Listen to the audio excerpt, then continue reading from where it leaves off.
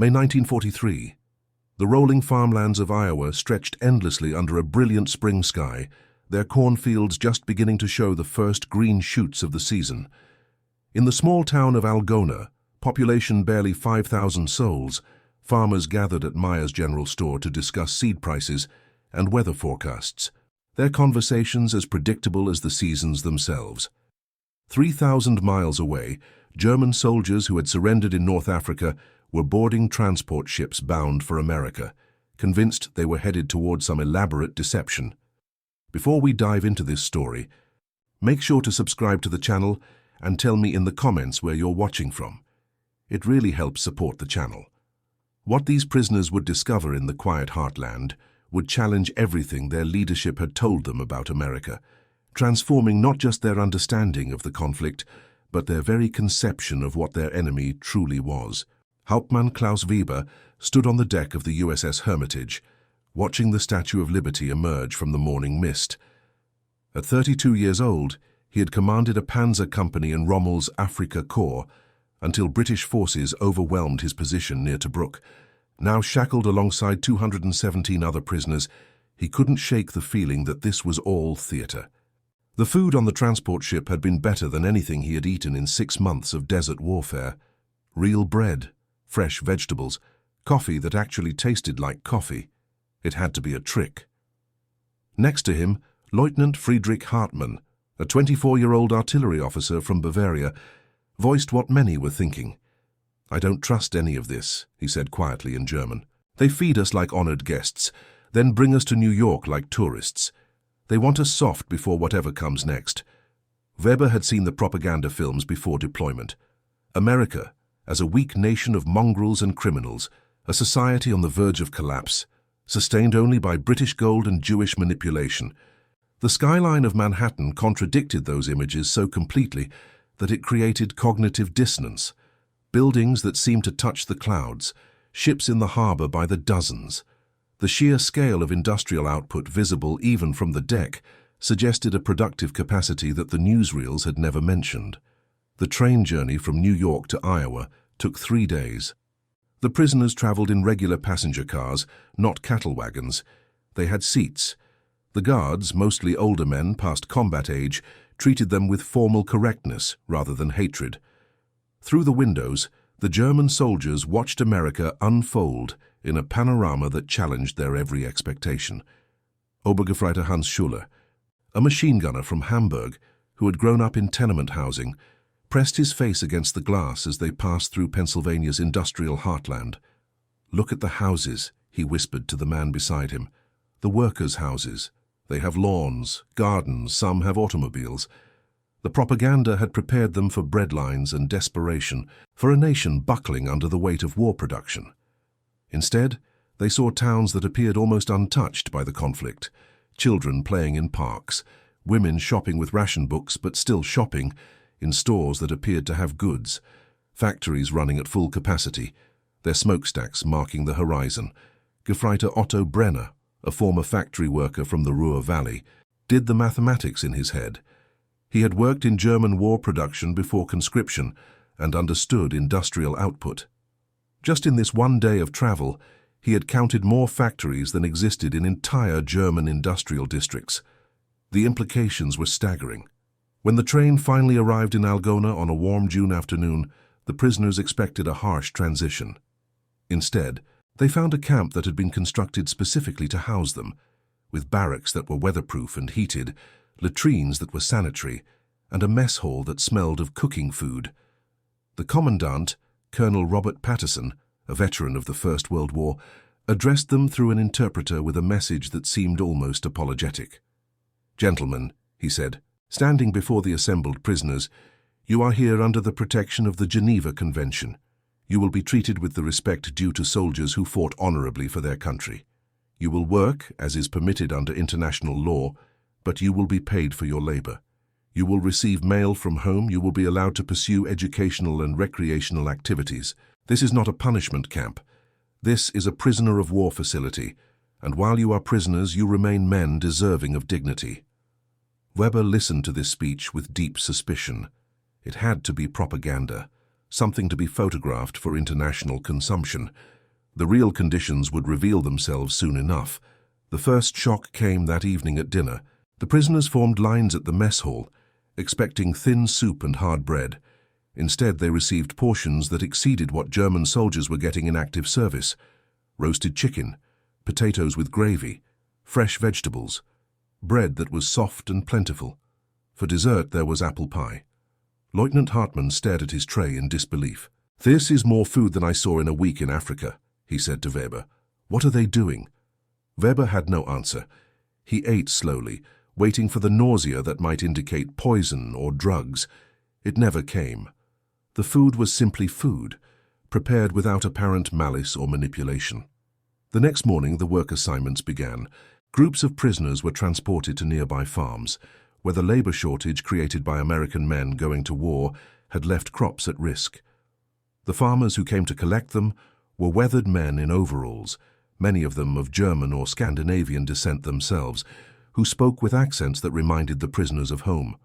Wilhelm Krause, a farmer from outside Algona whose grandparents had emigrated from Saxony, picked up a group of 20 prisoners in a truck that had seen better days. He spoke to them in accented but comprehensible German. "You'll work my corn fields," he explained. "It's hard work but fair. I'll provide lunch. You do good work, I'll make sure Colonel Patterson knows it." The prisoners climbed into the truck, still waiting for the trap to spring. They arrived at a farm that spread across 160 acres of rich Iowa soil. Krause's wife, Martha, a stout woman with kind eyes, had set up a table under an oak tree with lemonade and cookies. For mid-morning break, she explained, Obergefreiter Schuller, who had been prepared for slave labor conditions, found himself working alongside Krause's 16-year-old son, Thomas, who had been deferred from military service due to asthma. The boy chatted as they worked, asking questions about Germany, about the weather in Africa, about whether Hans had family. "My brother is in the Pacific," Thomas said, wiping sweat from his forehead. "Marines. We haven't heard from him in 2 months. Mom worries." The simple humanity of this statement created a crack in Schuller's ideological armor. The enemy had families. The enemy worried about their sons. The enemy was, in this fundamental way, not so different. By noon, the prisoners had cultivated 6 acres of corn. Martha Krause brought lunch to the field, sandwiches made with real ham, fresh tomatoes from the garden, more lemonade, and slices of cherry pie. The prisoners sat in the shade, eating food that exceeded anything they had expected, served by people they had been trained to hate. Gefreiter Brenner, who had seen wartime rationing in Germany reduce his family to subsistence, couldn't reconcile what he was experiencing. In the fatherland, he thought civilians are eating turnips and black bread. Here, prisoners eat pie. The pattern continued day after day. The prisoners worked hard, the labor was genuine, but the conditions defied everything they had been told about America. The farmers paid them in camp script that could be used at the canteen for cigarettes, writing paper, and small luxuries. The guards maintained order but without brutality. Medical care was provided by the same doctors who treated the local population. Weber, as the senior officer in his barracks, began to notice changes in his men. They sang while they worked, old folk songs from home. They laughed at jokes during dinner. They formed friendships with some of the guards, men whose sons were fighting in Europe, who nonetheless treated their charges with decency. One evening, Weber was approached by Colonel Patterson for a private conversation. The colonel spoke through Sergeant Müller, a German-American interpreter whose family had emigrated in the 1920s. "Captain Weber," Patterson said, "I want to establish an education program in the camp. Classes in English, American history, democratic governance, voluntary attendance, of course. I believe many of your men are curious about the country they found themselves in." Weber's first instinct was to refuse, to see this as indoctrination. But curiosity overcame ideology. What harm could it do to understand the enemy better? The classes began in July. Professor Howard Mitchell, a political science teacher from the University of Iowa, who volunteered his summer to the program, approached his students with neither condescension nor propaganda. He taught American history, with all its contradictions intact, the idealism of the Declaration of Independence alongside the reality of slavery, the promise of democracy alongside the failures of Reconstruction, the wealth of the nation alongside the poverty of the Depression. Lieutenant Hartmann, who had studied law before the conflict, found himself in vigorous debates with Professor Mitchell about constitutional governance, the separation of powers, the role of free press. These debates were not shut down, but encouraged. The professor never claimed America was perfect, only that it aspired toward ideals and possessed mechanisms for self-correction. This is propaganda, Hartmann insisted during one session, but even he could hear the doubt in his own voice. You show us the good parts and hide the reality. Professor Mitchell smiled gently. Then talk to the locals when you're on work detail. Ask them about their lives. I'm not asking you to love America. I'm asking you to see it clearly. The prisoners did exactly that. During their work on the farms, in conversations with guards, through interactions at the camp canteen where local women volunteered, they began to assemble a picture that contradicted their training at every point. Schuler, working at the Kraus farm, learned that Wilhelm's grandfather had fled Germany to escape conscription in the Prussian army.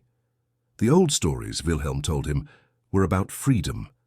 The freedom to own land, to speak your mind, to worship as you pleased.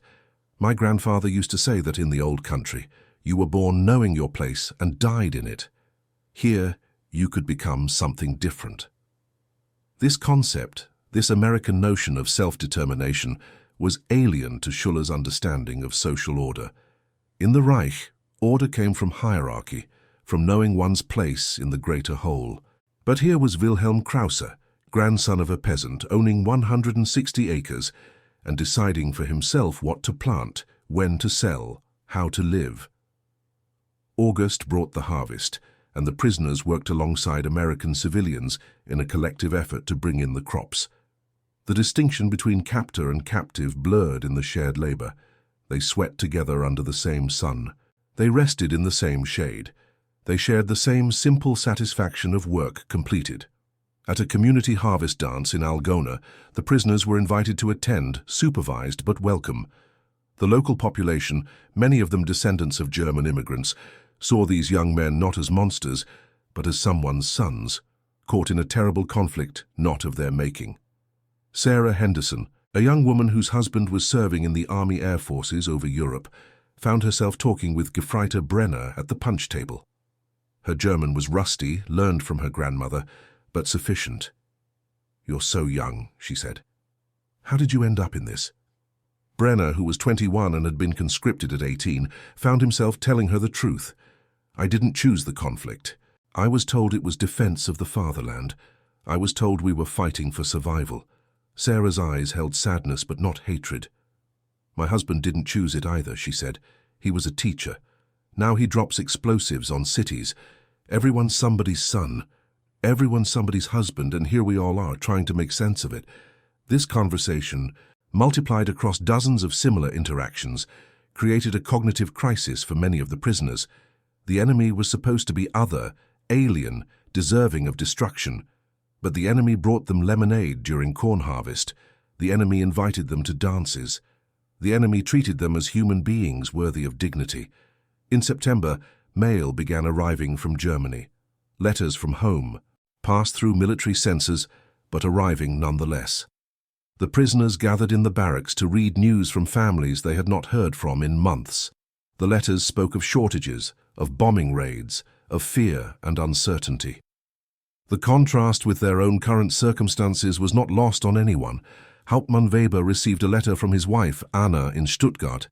She wrote of standing in queues for bread, of the cellar they sheltered in during air raids, of their daughter's 8th birthday, celebrated with a single small cake made from hoarded rations.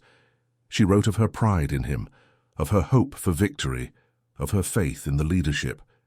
Weber read this letter sitting at a table in the camp recreation hall, where that evening there would be a film screening and a lecture on American agriculture. He had eaten that day better than his family had eaten in months. He slept in a warm bed while they huddled in cellars. He was safe while they faced danger. For the first time, he allowed himself to think the unthinkable. What if the regime had lied about everything? The education classes intensified this crisis. Professor Mitchell brought newspapers. allowing the prisoners to read about the progress of the conflict from the American perspective. The landings in Sicily, the mounting pressure on Italy, the relentless industrial output of American factories producing ships and aircraft faster than they could be destroyed. Lieutenant Hartmann, who had access to officers' briefings before capture, did the calculations. He knew German production numbers, he could estimate Soviet capacity from intelligence reports, but American production exceeded both combined. In 1943 alone, American factories would produce more than 85,000 aircraft. German production for the same year would be around 25,000. The mathematics of the conflict became inescapable. You can't defeat a country that treats prisoners this well while still having this much excess capacity, Hartmann said to Weber one evening. We were told America was weak, decadent, barely holding together. But a weak nation doesn't build 1,000 Liberty ships. A decadent people don't volunteer to teach prisoners about democracy. Weber, who had commanded men in combat and understood the realities of warfare, had reached the same conclusion. The regime had built its entire narrative on lies, and those lies were crumbling in the face of direct experience. In October, a group of prisoners requested permission to start a newspaper for the camp. Colonel Patterson, after consultation with military intelligence, approved. The prisoners created Der Algona Herald, a weekly publication that mixed news from home, camp announcements, and increasingly articles questioning the ideology that had brought them to this conflict. One article, written by a former journalist named Peter Zimmerman, was particularly striking. He wrote about the concept of work in America versus the fatherland. In Germany, he observed, we were told that work was duty, that individual desires must be subordinated to national needs. Here I see people work just as hard, but for themselves, for their families, for their future. The farmer keeps what he grows. The worker owns his home. Freedom and productivity are not opposites, but complements. This article was read aloud in barracks across the camp and sparked heated debates. Some prisoners clung to their indoctrination, insisting that what they saw was elaborate deception. But most, confronted daily with evidence that contradicted their beliefs, began the painful process of ideological transformation. The winter of 1943 brought snow to Iowa, and with it a different kind of revelation. The prisoners were issued winter coats, boots, and gloves. The barracks were heated to comfortable temperatures. Christmas, that most German of holidays, was celebrated with packages from home, a special dinner prepared by the camp cooks, and a visit from local church choirs who sang carols in English and German. On Christmas Eve, Wilhelm Krause invited Obergefreiter Schuller and 3 other prisoners who had worked his farm to dinner at his home. They sat at a table laden with roasted goose potatoes, vegetables from the root cellar, and fresh-baked bread. Martha Krause had even made Stollen, the traditional German Christmas bread, from a recipe her grandmother had brought from the old country. After dinner, Wilhelm brought out a bottle of schnapps he had been saving and poured small glasses for everyone. To peace he toasted, whenever it may come, and to the hope that all men might sit at tables like this as guests and friends, not as captors and prisoners. Schuller raised his glass with tears in his eyes. He thought of his own family in Hamburg, wondered if they had food for Christmas, if their building still stood amid the bombing raids, and he realized that he cared about this American family's safety just as much. Thomas Krause, with his asthma and his absent brother, Martha with her kindness and her Stollen, Wilhelm with his accented German and his grandfather's stories of freedom. When had the enemy become friends? The spring of 1944 brought new work as the planting season began.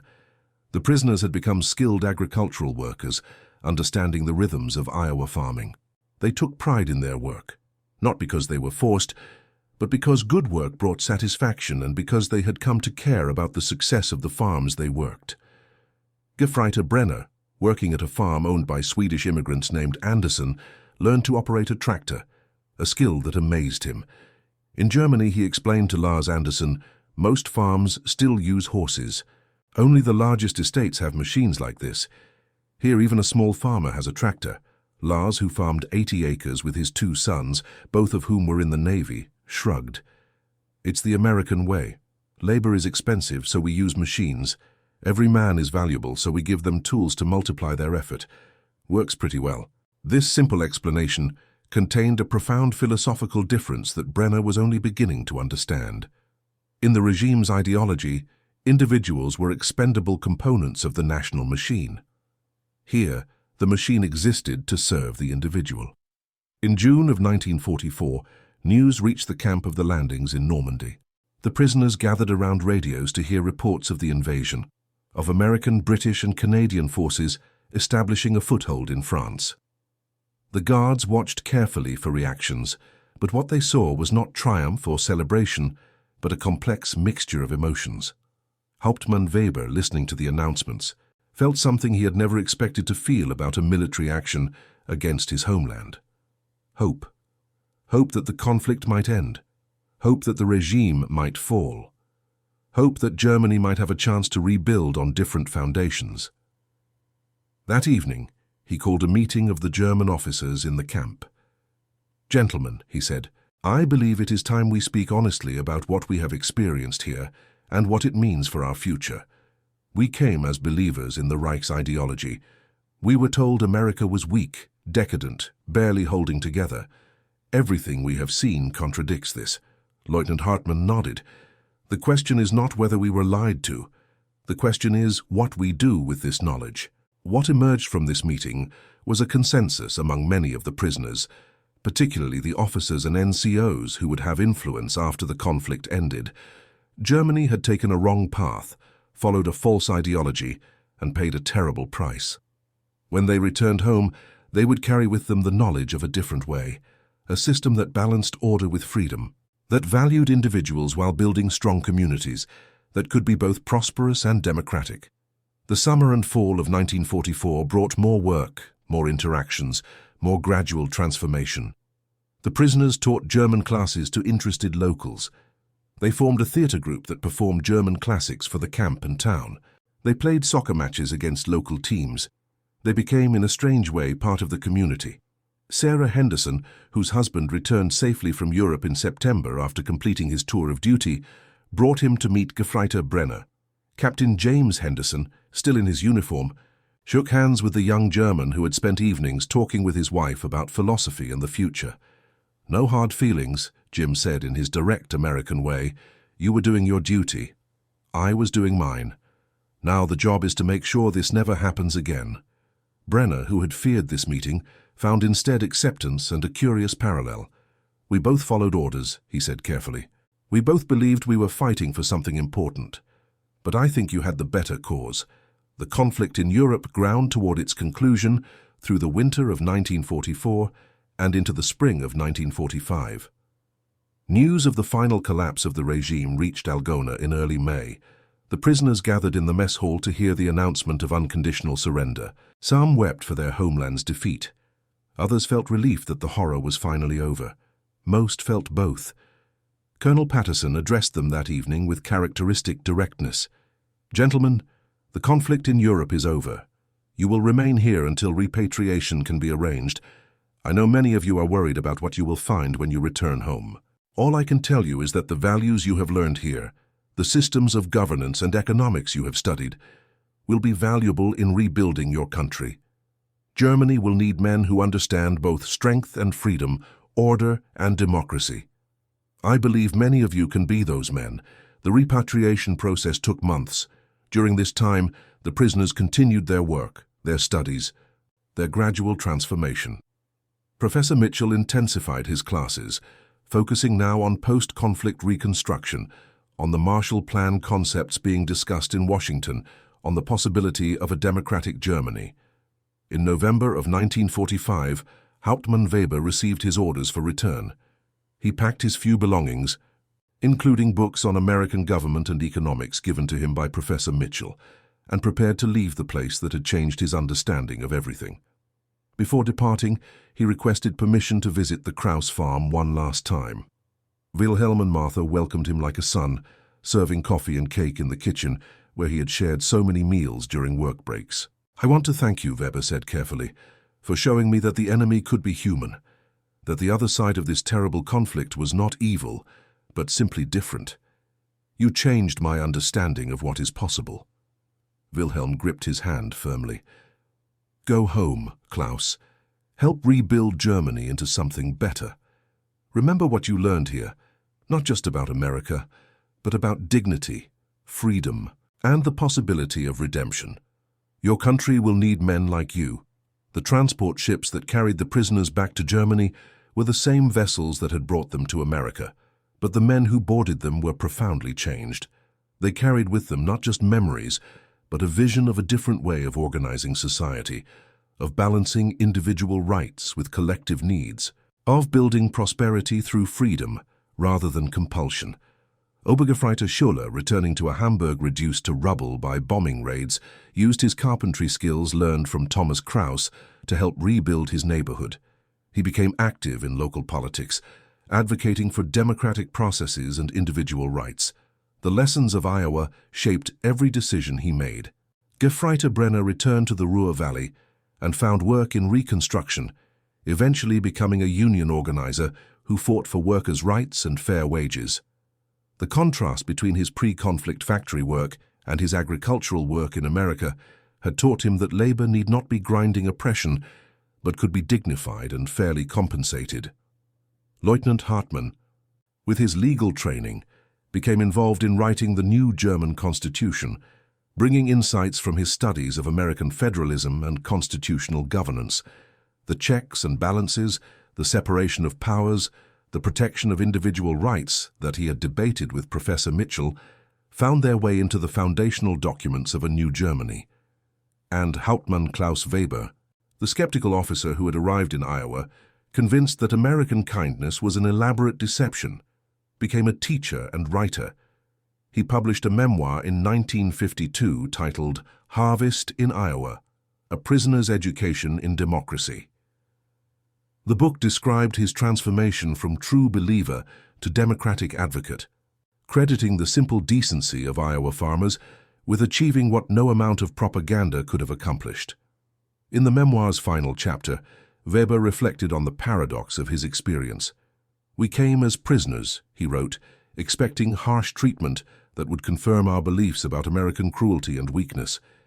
Instead, we found a people so confident in their system that they could afford to be generous, so strong that they did not need to be brutal, so secure that they could treat enemies as potential friends. This generosity was not weakness, but the ultimate expression of strength. A nation that can be kind to those who fought against it, that can feed its prisoners better than it needs to, that can offer education rather than indoctrination, such a nation cannot be defeated by any ideology built on hatred and fear." The Algona prisoner of war camp closed in 1946, its barracks eventually converted to other uses or demolished. But its impact rippled through the decades. Many of the German prisoners who passed through Iowa became architects of the post-conflict democratic Germany, bringing with them lessons learned in cornfields and recreation halls, in English classes and harvest dinners. Wilhelm Krause maintained correspondence with several of the prisoners who had worked his farm. In 1963, he traveled to Germany for the first time since his grandparents had left, visiting Schuller in Hamburg and Brenner in Essen. The former prisoners showed him a Germany rebuilt, democratic, prosperous, and free. "This is what you taught us was possible," Schuller said. "This is our harvest." Professor Mitchell, who continued teaching until his retirement in 1972, considered the prisoner education program his most important work. Decades later, when asked about his motivation, he explained it simply. "I believed that education was more powerful than imprisonment, that understanding was more effective than hatred, that the best way to defeat a bad ideology was not to mirror it but to demonstrate a better alternative. Those young men were not our enemies forever. They were Germany's future, and we had an opportunity to shape that future through simple human decency and honest education." The legacy of the Algona camp, and dozens like it across America, represents a choice made in the midst of total conflict, a choice to treat enemies not as monsters, but as human beings capable of change. It was a choice rooted in confidence, in the belief that American values could withstand scrutiny. that democracy could compete with authoritarianism not through force alone, but through demonstration. The prisoners who arrived in Iowa expecting deception found instead a truth that transformed them. The quiet town they thought was a setup revealed itself to be simply what it appeared: a community of decent people trying to maintain their way of life during a global catastrophe, willing to extend basic humanity even to those who had fought against them. This willingness to see enemies as potential friends, to invest in transformation rather than simply containment, paid dividends far beyond the immediate. The democratic Germany that emerged from the ruins of the conflict owed debts to many forces, but among them was the simple lesson learned by thousands of prisoners in American camps, that strength and kindness were not opposites, that prosperity and freedom were not contradictions, that a better way was possible. And that concludes our story. If you made it this far, please share your thoughts in the comments. What part of this historical account surprised you most? Don't forget to subscribe for more untold stories from World War II and check out the video on screen for another incredible tale from history. Until next time.